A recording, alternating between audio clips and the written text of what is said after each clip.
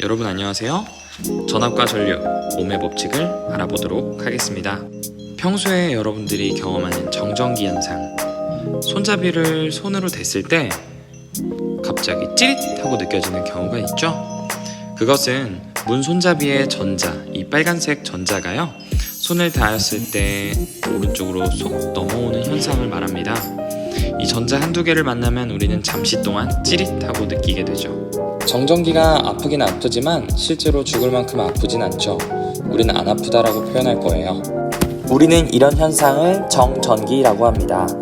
왼쪽 문 손잡이에 있는 전자가 마구마구 오른쪽으로 넘어오고 있진 않아요. 우리는 크게 봐서 이것이 정지해 있다라고 생각을 하고 이렇게 정지해 있는 전기를 정전기라고 합니다.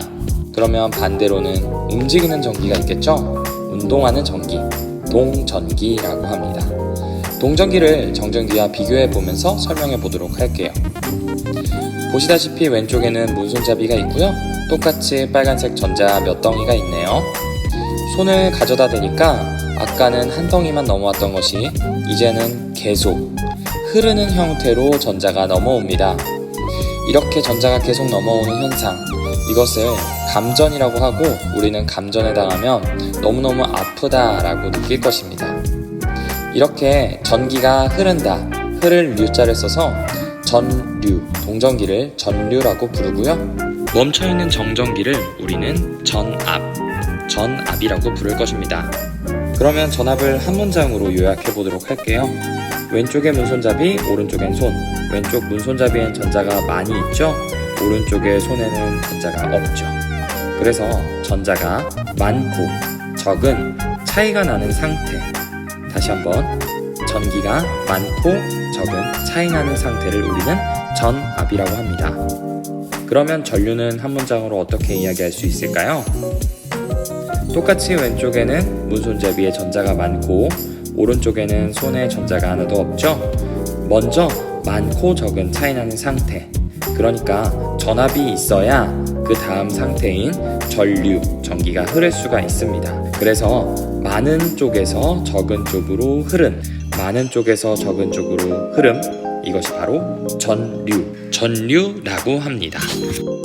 이게 선생님이 설명하는 방식이라면 이제 교과서에서 설명하는 방식으로 다시 한번 전압과 전류를 비교해 보도록 할게요. 지금 그리는 건요, 여러분 아파트에 있는 수도관입니다. 그래서 아래쪽은 1층이 되겠죠? 선생님은 10층에 사니까 위쪽은 10층. 1층에서 이제 10층까지 물을 끌어올리고요. 10층에서 이제 끌어올린 물이 오른쪽으로 쭉쭉쭉 가다가 수도꼭지를 만나면 아래로 콸콸콸 쏟아지는 이 현상입니다. 질문이 있어요. 첫 번째, 물이 거꾸로 1층부터 10층까지 쉽게 올라갈 수 있을까요? 어렵죠. 이것은 1층에서 10층까지 물을 끌어올리는 에너지가 필요하단 말이에요. 그래서 1층보다 10층의 에너지가 더 많고 크다라고 말할 수 있어요. 두 번째 질문이 또 생겼어요. 물이 수도꼭지에서 콸콸콸 떨어질 때 그 물의 속도가, 물의 세기가 10층이 더 셀까요? 아니면 5층이 더 셀까요? 맞아요. 높이 올라가면 올라갈수록 속도가 빨라졌죠? 이것도 에너지가 빠르게 움직일 수 있는 운동력을 가진 운동 에너지라고 볼 수 있어요. 이 1번과 2번 에너지를 우리 전기 에너지로 변환해 보도록 하겠습니다. 첫 번째, 1층과 10층 어디가 더 에너지가 많다고 했죠? 맞아요. 10층이 더 물을 끌어올릴 만큼 에너지가 많다고 했는데 이렇게 10층엔 에너지가 많고 1층에는 에너지가 적은 전기 에너지가 많고 적음이 차이나는 상태, 이 상태를 뭐라고 했죠? 네, 전압이라고 했습니다. 이렇게 1번에서 전압이 생기고요. 2번으로 한번 가볼까요? 물이 떨어지면서 콸콸콸 흐른다고 했죠? 이것을 전자라고 생각해 볼게요. 10층, 전기 에너지가 많은 쪽, 1층, 전기 에너지가 적은 쪽. 전기 에너지가 많은 쪽에서 적은 쪽으로 흐름이라고 했었죠? 이 흐름은 우리가 전기에서는 전류라고 합니다. 맞아요. 그래서 1번은 전압, 2번은 전류에 대한 설명이 되었네요. 평화롭게 전압과 전류가 둘이 재밌게 놀고 있는 이 전기 세상에 갑자기 초록색, 이 전류의 흐름을 막는 이 초록색 괴물이 나타났어요. 이 초록색 괴물이 갑자기 전류의 흐름을 막음으로써 전류가 덜 흐르게, 잘 흐르지 못하도록 막아버렸어요. 마치 수도꼭지 같이 통로를 많이 막으면 전류가 조금 흘렀고 통로를 적게 막으면 전류가 콸콸콸 흐를 수가 있었어요. 이렇게 전류의 흐름을 막는 이 친구를 저항이라고 부릅니다. 어떻게 해야 전류가 작아지기도 하고 커지기도 할까요? 먼저 첫 번째, 저항이 크면 클수록 전기 흐름을 방해하니까 전류는 작아질 것이에요. 그렇죠? 그러면 어떻게 하면 전류를 키울 수 있을까요? 네, 1층에서 10층까지 올렸던 그 전압의 크기를 예를 들어 1층부터 100층까지 올렸다고 생각해 보세요. 100층에서 떨어뜨리는 물과 10층에서 떨어뜨리는 물, 어떤 게 더 셀까요? 당연히 100층이겠죠. 그러니까 전압이 크면 클수록 전류도 커질 수밖에 없겠습니다.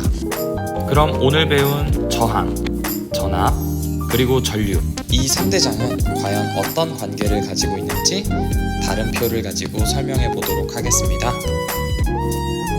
삼각형을 하나 크게 그릴게요. 그리고 친구들이 마치 인간탑을 쌓는 것 같이 밑에는 2명, 위에는 1명, 이렇게 3명을 배치하도록 할게요. 여러분들이 생각했을 때 전압, 전류, 저항, 이 3대장 중에서 어떤 친구가 가장 위에 올라가야 될까요? 바로 전압입니다. 그 이유는 전압이 아까 가장 높은 위치 에너지를 갖는다고 했기 때문이에요. 그리고 밑에는 전류와 저항, 이 두 친구가 자리를 위치합니다. 이 인간탑이 어떤 의미를 갖는지 설명해 드릴게요. 만약에 위에 있는 전압이라는 친구가 많이 먹어서 뚱뚱해졌어요. 그러면 밑에 있는 전류와 저항이 힘들어지겠죠? 이 전압이라는 친구를 버티기 위해서는 밑에 있는 전류라는 친구도 똑같이 뚱뚱해지면 위에 있는 전압의 무게를 버틸 수가 있겠죠. 그래서 전압이 커지면 전류가 동시에 커진다고 확인할 수 있습니다. 그러면 두 번째, 이번에는 저항이 혼자서 뚱뚱해지는 거예요. 전압은 위에 있는 전압은 똑같은데 말이죠. 그러면 전류는 따로 힘을 주지 않아도 저항이 힘을 많이 버틸 수 있기 때문에 작아질 수 있는 것이죠. 그래서 저항이 커지면 전류가 작아질 수 있습니다. 아까 위에서 설명했던 물줄기 설명과 같이 전압, 전류, 저항의 관계가 여기 삼각형 인간탑 설명과 동일하게 설명되고 있습니다. 놀랍죠? 그럼 오늘 배운 이론을 수학적으로 적용해 보도록 하겠습니다. 인간탑 제일 위의 전압, 이 전압이란 친구가 100kg라고 예를 들어 볼게요. 전류와 저항이 어떻게 해야 이 100kg 친구를 버틸 수 있을까요? 버틸 때 이 친구들은 힘을 합쳐 크로스, 바로 곱하기를 할 건데요. 저항이 10ohm이고 전압이 100V일 때 전류는 맞아요. 10 곱하기 10A가 될 때 비로소 100kg의 전압을, 100V의 전압을 버텨낼 수가 있습니다. 만약에 전압이 100에서 1000으로 커진다고 했을 때 아까 말했죠? 전압이 커지니까 전류도 커져야 버틸 수 있겠죠? 10배가 커졌으니 전류도 100A가 됩니다. 그럼 두 번째, 저항이 10ohm에서 100ohm으로 10배 뛰었다고 해볼게요. 그러면 이미 전압은 똑같은 몸무게이기 때문에 전류는 더 커지지 않고 작아져도 되겠죠? 그래서 10배 작은 10A가 아닌 1A가 되어도 괜찮습니다. 그래서 전압이 커지면 전류가 커지고 저항이 커지면 전류가 작아지는 것을 수학적으로 확인할 수 있었어요. 이렇게 전압의 몸무게를 전류와 저항이 크로스, 곱해서 몸무게를 버틸 수 있다. 영어로는 V는 I 곱하기 R. 그래서 이 공식을 옴의 법칙이라고 부릅니다. 오늘 전기 3대장, 전압, 전류, 저항의 관계를 배워봤는데요. 어려웠나요? 그래도 재밌게 배웠길 기대하면서 다음 시간에 만나도록 하겠습니다. 안녕.